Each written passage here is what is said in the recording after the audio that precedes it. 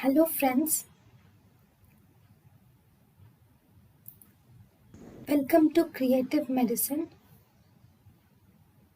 In this lecture, we will learn about phenol coefficient indicates the efficacy of disinfectant.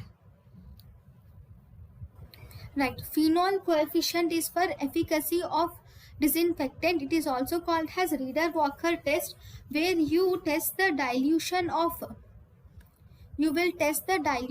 a disinfectant and you will see how much it sterilizes the staphylococcal aureus, and you will also see salmonella typhi. You will see how much this disinfectant will sterilize the salmonella typhi, and you will also use phenol as the standard, and with this phenol you will see how much the same quantity of phenol will sterilize the same suspension of salmonella typhi, and then with these two values we will divide it, and then you get the phenol coefficient.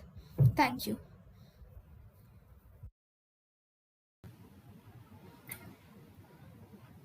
Thank you, and thank you for watching.